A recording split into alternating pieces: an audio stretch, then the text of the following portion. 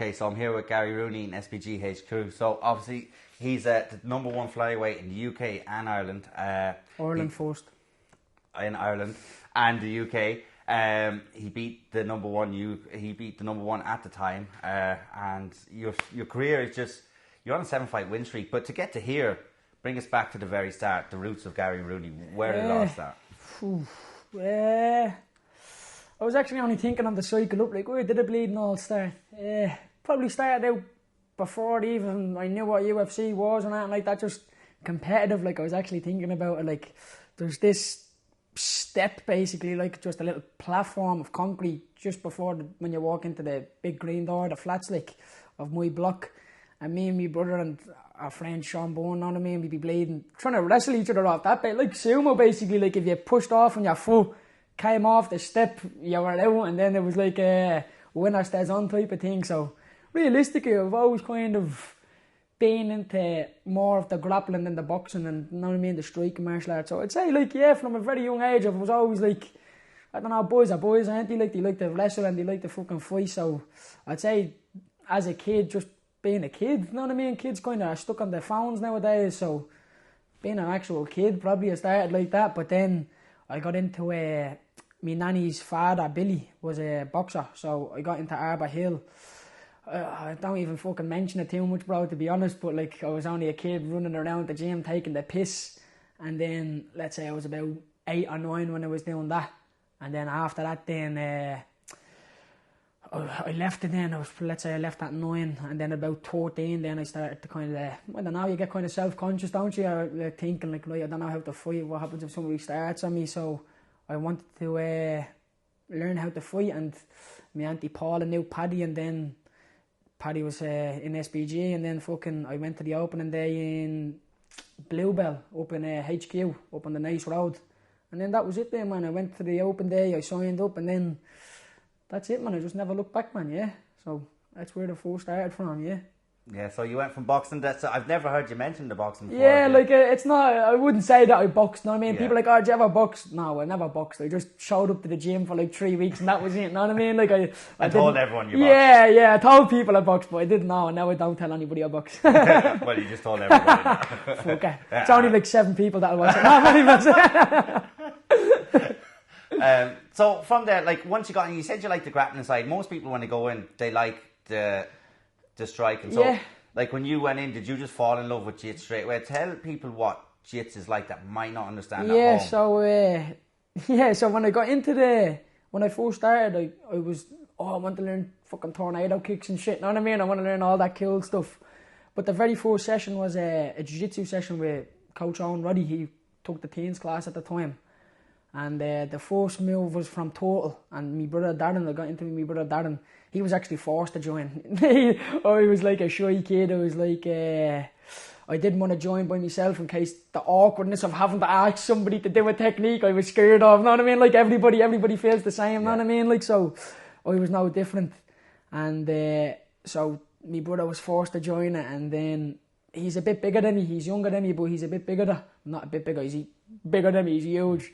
But the first class was total position, and the person has like a body lock on you, and you do a sit through. So it's a basic move that if you join jiu-jitsu, it's one of the first movements you learn. But the harder he held on, the easier it was for me to escape. And just from that moment on, man, I was like, this is magical, man. And that was it from the very first class, man. I was just like, this is amazing, man. I was just so blown away by the more he held on, the easier it was. Like the more he tried to resist and struggle and really hold me, it was easier. And when he was limp and he wasn't doing it, it was harder. So it was just straight away, I was like, this is pretty cool, man, yeah. And then from the first class, I was like, yeah, I'm hooked, man. I'm hooked. Yeah, no, that's steady how most people like that. When they go to a gym, like you said, you were shy, especially at that young age. Yeah, 13, 14, yeah. But then when you got there, what was perception versus reality? Because in my experience, gyms and MMA gyms aren't what you think they were. Like you see, like the likes of in here, Kiefer Crosby, you see his fights and go, man, that lad's a murderer. Yeah. But then you come in and the guys are probably the nicest people you'll ever meet. What was your that was your perception? What was the reality then once you got more comfortable in gym? It was just a bunch of fucking like cool dudes who just train, man. It was never like I guess the boxing gym environment is a little bit different. It's kind of like the survival of the fittest almost, and in jiu-jitsu and in MMA, it's kind of like nerds, you know what I mean? It's real geeky people, and it's like, even with Roddy made it so comfortable. He was joking with me, and like, it's kind of like, he just made it normal, you know what I mean? He made it as in like, it wasn't like skill, you know what I mean? So it wasn't like I was afraid to ask a question, or I was afraid to, I was like, oh, he's like some big boss who I can never ask a question or say, I don't understand. Like, he always made me comfortable, and he just always made it warm, if that makes sense. You know what I mean? I never felt out of place. And same with everybody else. It was kind of just like, it just never felt like what we were doing was fighting. You know what I mean? Because fighting in your head, it always feels like such a violent thing. It never felt like violence. It always felt like a game, if that makes sense. You know what I mean? It always felt like, it just felt like playing the UFC game. It just felt like he would do a move and I would do a move, and kind of like that, you know what I mean? Yeah, no, that's mental. Going forward, obviously, you went through, it was comfortable in the gym. Did you realise when you first went that you wanted to compete, or is that something that came with time? No, I knew from the start that I wanted to compete. Like, my very first competition was probably only 2 or 3 months after I joined. There was no boys my way, so I had to fight a girl, and she bet the bollocks out of me, so I had no excuse. It wasn't like I was a boy and that was a girl and I bet her. She bet me with technique. She fucking skilled me. So it was a real humbling experience, and I'm grateful that I lost. You know what I mean? It was it made me stick around and want to get better at it. You know what I mean? It really opened my eyes to, it doesn't matter the size or the strength or the gender. There's only 2 of them. But don't cancel, I'm only messing. But like that, it just put things into perspective that technique triumphs all, you know what I mean? So it was a real eye-opening experience from the very start of competition, and then from that then I just always wanted to compete more and more and more, and then the fact that I didn't win a gold medal on my first one made me want to win a gold medal again, and then just going through it and wanting to just be good at it. Yeah, I've always been competitive. I've always wanted to do good. I grew up with my brother, you know what I mean? We're roughly the same age, so everything was always a competition, you know what I mean? So it's always competitive, yeah. Yeah, no, that's cool. Like that, you were saying obviously your first loss was to the girl. And that just shows, because you could have someone that's bigger than you in jiu-jitsu. Yeah. And you could be smaller, but you could beat them with just pure technique, because it is so technical. Yeah. I don't train it, but even from just watching like your fights and other people's fights, the UFC fights, you're able to pick up, and that's what I think is beautiful about it. It's like trying to work out a puzzle. Yeah, no, 100%. And when Darren held onto me and squeezed, and I was able to just flip him over so easy, it was just straight away, I was like, this is so interesting, man. It really blew me mind that the more he held on and struggled, the easier it was, you know what I mean? And that's like, it's nice, you know what I mean? It's nice to be able to feel that and then transfer it into different ways of life then, you know what I mean? So only as I'm older, I'm starting to realise that, but it's a good thing to start, you know what I mean? Whether you want to compete or not, it's a good thing to get into, yeah? Yeah, because when I come to gyms like here or in many other gyms around the country, there's a huge percentage of people who actually do jiu-jitsu that don't compete. It's most people don't, you know what I mean? Like, my brother Darren doesn't compete, you know, like, he's training just as long as me. He's had one fight that ended in a draw. He's done a little few jiu-jitsu competitions, but for the most part, he doesn't like it, you know what I mean? The pre-fight nerves and like the fact you're spending fucking 200 quid for one match that if you don't win, you're not going through, you know what I mean? So it's like, you never enjoyed the competition experience, whereas me, I like the feeling in my stomach of being nervous and having to do well to be able to progress. Darren always done better in the competitions, like a round robin, where he would lose his first match. The stress of winning the gold medal was off him, and he'd win a second match. I mean, he was a weirdo like that, you know. The stress sometimes got to him, yeah. But he wants to compete again soon. He's a purple belt now, so he wants to compete a little bit more, and just, again, for his own sake. He's not forced into it. None of us pressure him into it. He just wants to know that his jiu-jitsu works against a resistant opponent, you know? Yeah, no, that's Ellie. When you first started to for your amateur career, like, you're at 17 fights now. At 17 fights now, you're on a 7-fight win streak, I believe. But bring us back to the very first time, the very first week before the fight, the very first day. You just talked about the feelings that he got and he didn't like. Tell us about how you got them the first time. Yeah, it's fucking still the same, bro, to be honest. It's still the exact same feeling, man. You're scared shitless. Like, my first fight was against Ronan Butler.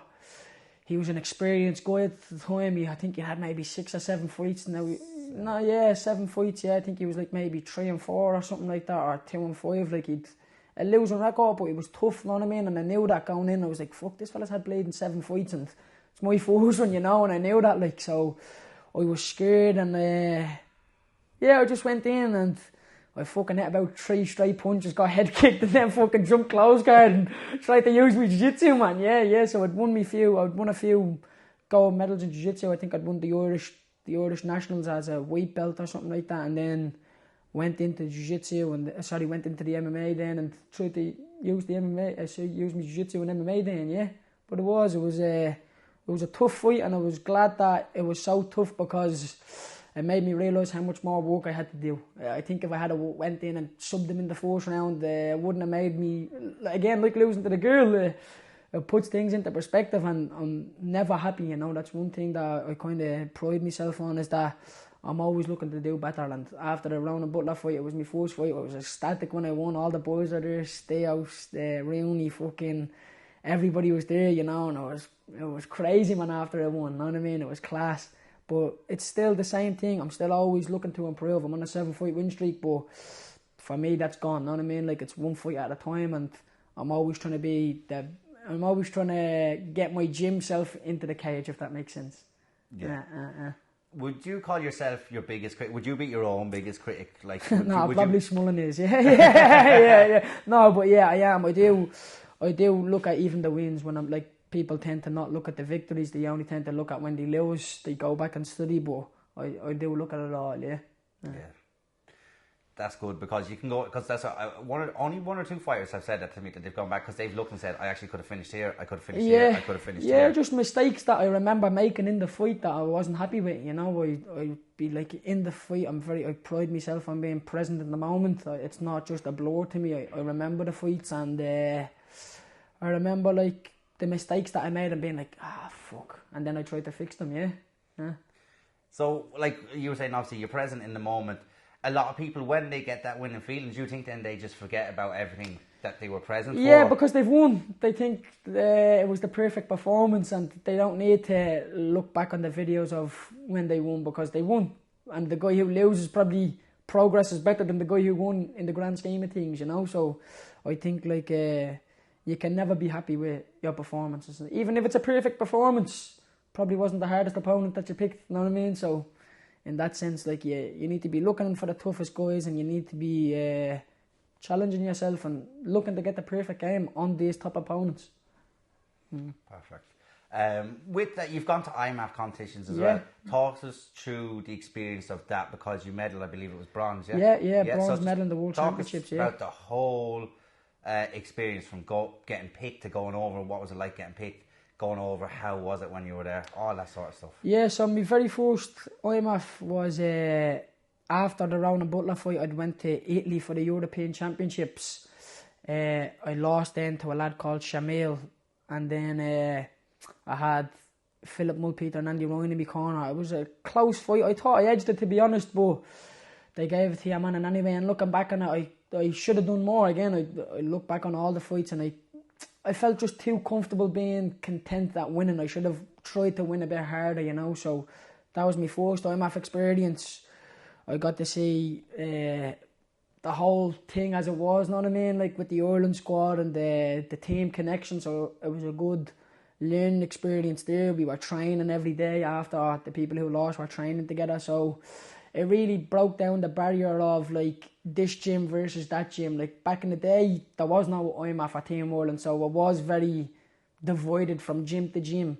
But with the IMAFs, it kind of broke down them walls, and okay, we're here as Team Ireland now. We're not here as SBG or Team Rhino or whatever, you know. So it really broke down them walls of us against you, and it's us against them. You know what I mean? So it was a good experience, and then the next time after then was the World Championships. I went in a bit more aggressive. I managed to win 2 fights. I won a fight against Northern Ireland against Dylan Doherty, and then I won my next match against Bahrain against a fella called I can't, Ibrahim Dariush or something like that. I think he was from Bahrain. I won him, and then I lost to Gani Al-Sadek then in the semis. I managed to secure the bronze medal, and it's a good experience. Like, I'm glad that I had Lee. I was staying with Lee and stuff like that, so I really had him to look up to, you know. Like, he kind of guided me, and this is kind of things to do. Like, even just fucking stupid shit, man. Like, not using the same lift that everybody uses, going and using the cleaners lifts instead of waiting in line on breakfast. He said, buy the apartment where we can cook our own food, and not just stupid shit, man. Know what I mean? Shit that, like, you wouldn't even be thinking of. Like, have your breakfast ready so the second you're way in you can eat, because there's a big huge queue at the buffet, so you're not eating for another hour. Like, no, just simple shit like that, man, that, like, it helps. It's not that, again, like, that's like the final percent that helps, you know. So that kind of stuff really helped me, you know. Yeah. When you got the bronze, how were you feeling?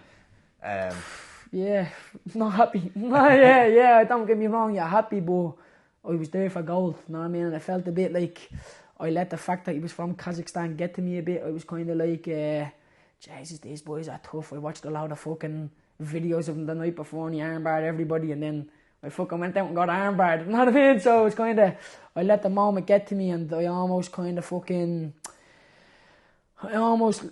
was happy with bronze, you know what I mean? Like, I was like, okay, if I win or lose, I get a bronze medal, and I settled for bronze, you know what I mean? So I wasn't happy with it.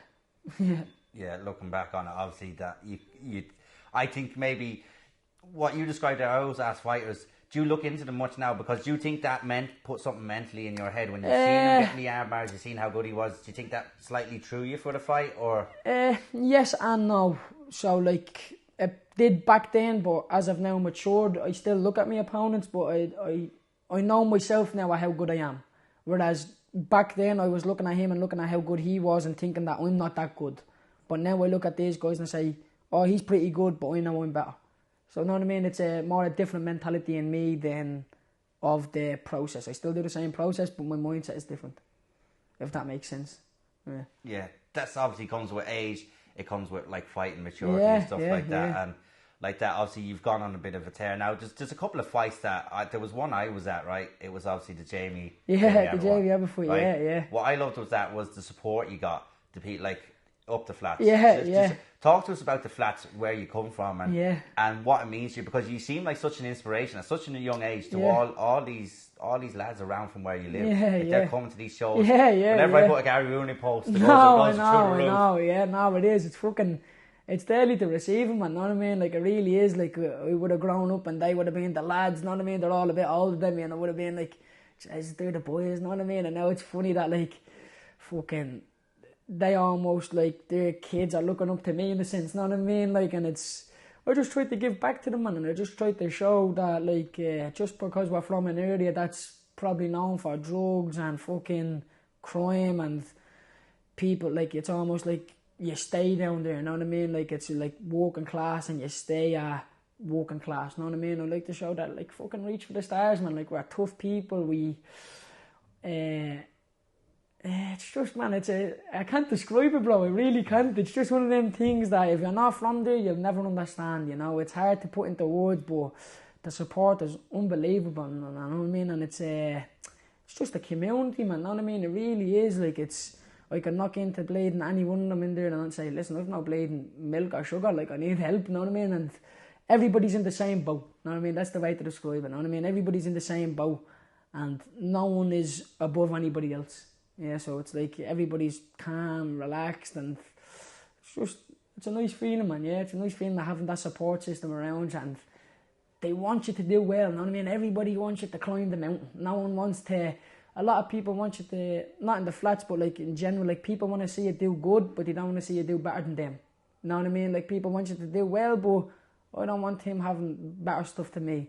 Whereas in the flats, man, people want you to go for the stars, man. They love it. They love it when they see somebody do well, you know? It's not something that people are jealous of, you know what I mean? Like, they really want you to do well, and they support that. When they see it, they say, oh, jeez, it was great that you done that, and when's the next one, and congratulations, and it's nice, bro. It's nice, yeah. I can imagine it is, especially when people say that their kids look up to you. To be known as a role model at such a young, or at any age, because if someone ever turned around and said to someone else, like I look up to, that's always going to hit. Like, yeah, no, 100% it does, man. It does, yeah, and it does make me think about like how I act, and you know what I mean. Like, definitely get you out of bed in the morning, bro, knowing that like there's people out there who do look up to you. You know what I mean? Like, and I think it's important for like, I don't know, my generation to be aware of that. You know what I mean? Like, they kind of they don't care. You know what I mean? Our generation is a lot about ourselves. You know what I mean? Like, and I think it's good that you're putting a positive image out there, especially now with social media, that everything's available at the click of a button. Like, I think it's important that you're putting out a good image and showing people that there's a different way, you know? Yeah, because like in the areas you're from, and there's many areas around the country, it's so easy to fall into that way. 100%, man. You see the yeah, lads with the money, the cars. Yeah, and especially when you don't have money and you want money, you know what I mean? Like, it looks well, you know what I mean, and you want it, but I've always been lucky to have a supportive family around me, and they never once pressured me for money, or they've never once pressured me to get a job or like do stuff that I never wanted to do. My mother have always supported me in the gym, and they've always said, right, like, we're not sacrificing everything so you can do this, and it's super grateful for it. Yeah, no, that is nice, because like that, and something else I like to say, the sense of community is gone, and it's around the country, and I think it's got a lot to do with a lot of social media, fast lives. Now there's so many high-powered jobs, and you have to work like mad hours in retail. Yeah. Do you think like that sounds nice? Is that because you don't really see that sense of community in many other places anymore, 100%, do you? 100%, and it's only really in the poor areas. Like, the middle class is kind of like when your neighbour is so far away, you almost feel embarrassed to go over and knock on the door. But when you can fucking hear them having a fight next door, you know what I mean? Like, the walls are thin, bro, you know what I mean? Like, everything's open, you know. So it's one of them things. Like, my friend Redza says it all the time, and he says, like, I can hear you laughing from the other block, you know what I mean? And it's just, everyone's the same, you know what I mean? Like, it's you are stuck in there together, so it's like one big tribe, you know. It's you can't really hide out from anybody, you know what I mean? If you're having a shit day, people know. If you're having a good day, people know, you know. So it's good in that sense that it is a community, you know what I mean? You're not hidden away, and people understand when you're having a good day and they're not having a bad day, and they'll drop you in a bleeding gift if you're having a bad day, you know what I mean? Like, it's just one of them things that when you're all in the same boat, it is that sense of community, you know?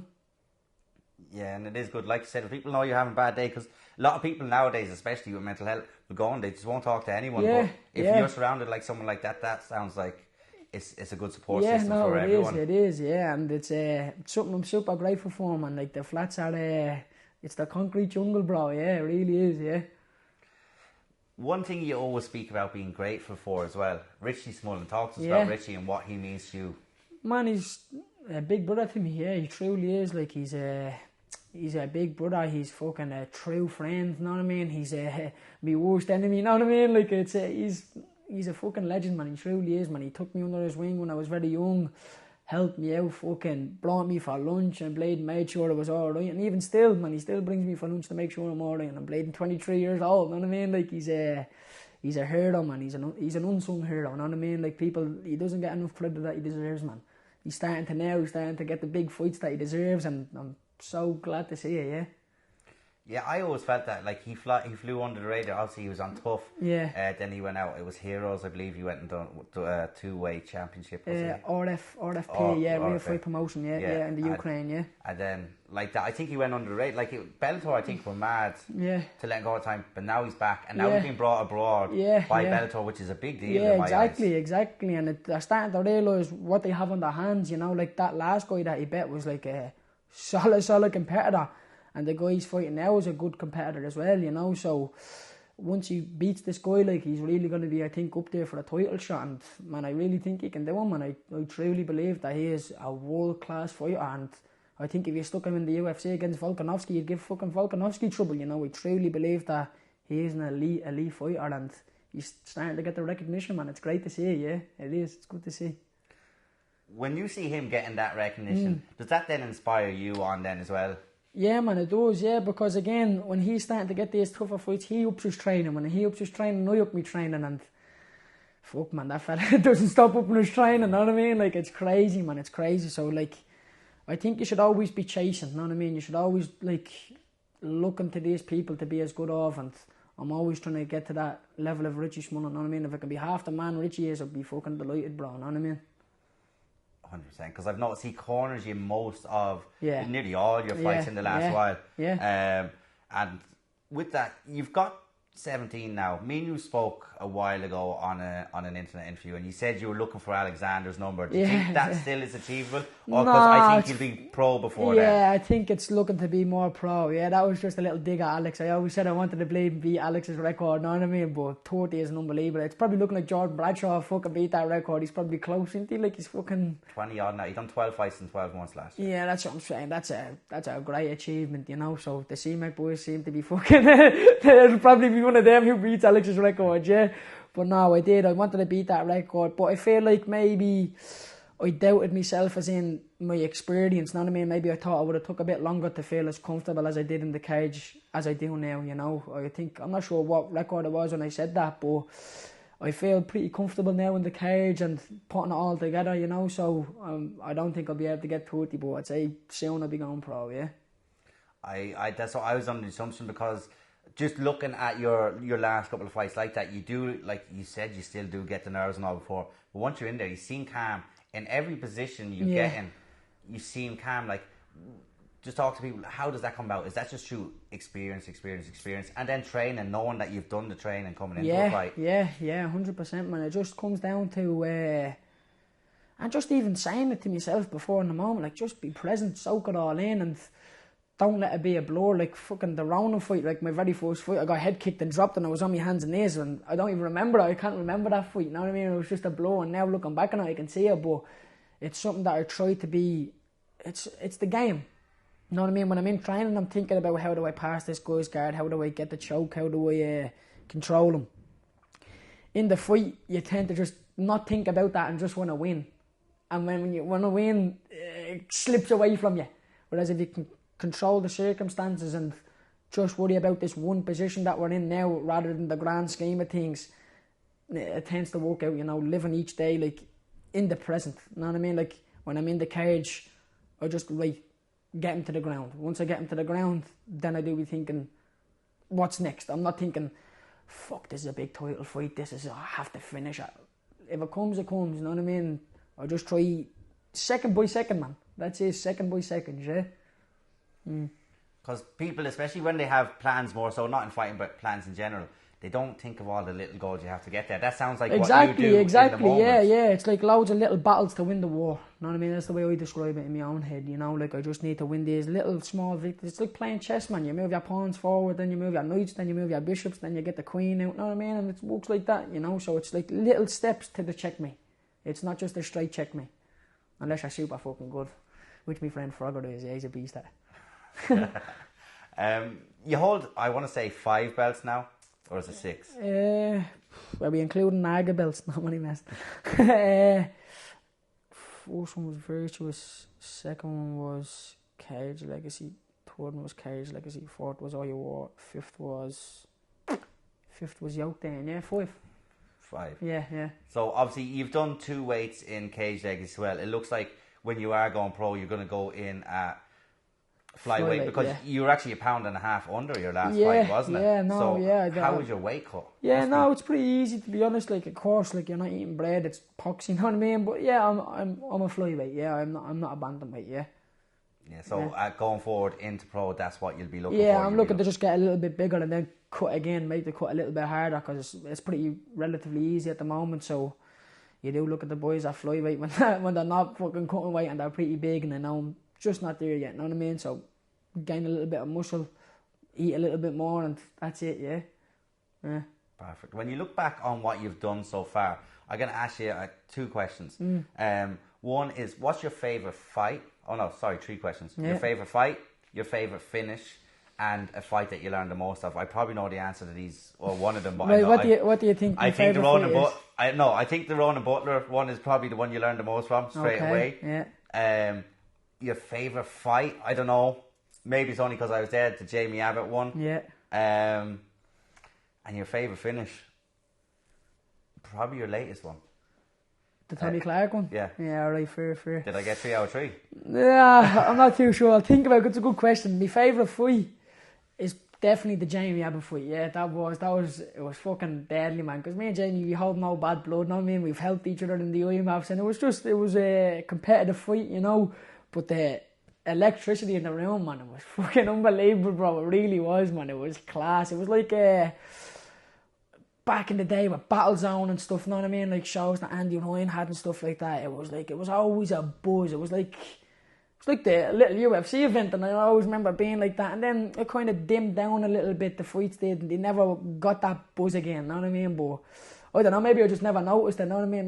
Maybe there always has been a buzz, but with that Jamie Abbott fight, it really felt like old school MMA, you know what I mean? It felt like when Roddy was fighting in the Talabasco arena, I could hear him, and I could feel it on my skin.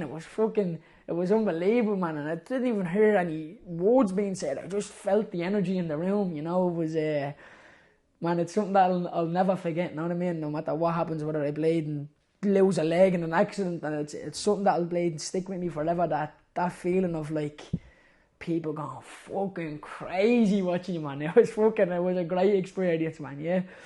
And then my favourite finish was Tommy Clark, yeah, because I'd actually been working that setup for a long time, you know what I mean? I'd figured out that I could catch people with it, and I figured out that it really worked when I locked it on, and to get it against the number one guy in enemy territory after being caught in a triangle, you know what I mean? Like, it was a good experience. But the fight I learned the most from, right, Ronan Butler, Shamil, third one was probably fucking Dylan Doherty, Ibrahim, Ghani, and back after the IMAPs.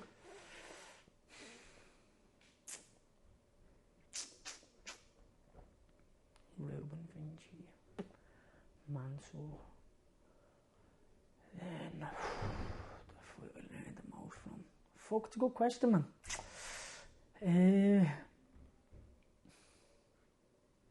You know what? Probably actually the Ibrahim Dariush fight, yeah? The one that it was in the 2019 World Championships. It was my second fight, and just before I flew out, I was practicing moves with my brother Darren. I have a sequence called the Jimmy, and I was doing this Jimmy sequence, and when I ended up there in the fight, I was like, this is it. It's fresh on my mind, you know what I mean? And I was just realising that the repetition of techniques works, you know what I mean? Like, it's not... Don't go into a fight with no plan, you know what I mean? Before I went in just to fight, whereas with that World Championships, I went in with a goal of looking to use me grappling instead of just trying to fight, you know what I mean? Like, so probably the Dariush fight, because when I hit that Jimmy, it was 1-1. When I hit that technique, I took him down, and then I won the round, and I managed to bleed and secure the bronze medal. So probably that fight really made me realise, like, the importance of practicing what you plan on doing, yeah? So maybe that fight, yeah, but it's a good question. I'll probably think about it a bit more when we leave here, and I'll probably bleed and send you a different answer, yeah? But no, it was a good fight, and it was good to actually do it. And I remember drilling with my brother, and I remember just hugging him when I came home, saying, like, I fucking worked while we were drilling, it was cool, you know? So that was a good experience, yeah? And I like how, like you said, you're going in 1-on-1, and how it wasn't finished, because most people go and they pick kind of the, not lowest moments, but when they've taken a bad beating, or I lost the most of it. Whereas you learned something that was positive. That was your biggest learning experience. Yeah, exactly. A positive one. Yeah. I'm going to ask you one more question, and I'm going to let you go. When it's all said and done, how does Gary Rooney from the flats want to be remembered? There's a kid from the flats, man, who gave it his best, and wherever that takes him, it takes him, and hopefully I inspire the younger generation underneath me to chase their dreams and go for them, man. Yeah, don't be held down by where you're from or what's expected of you because you're from a certain area, man. Yeah, I just want to be remembered as Gary Rooney from the flats, bro, and that's it, man. Yeah, I don't want to be remembered as anything else, bro. Yeah. Perfect. It's been an absolute pleasure. Legend, Thank bro, you so much. I appreciate it a lot, man. Thank you. Legend, bro.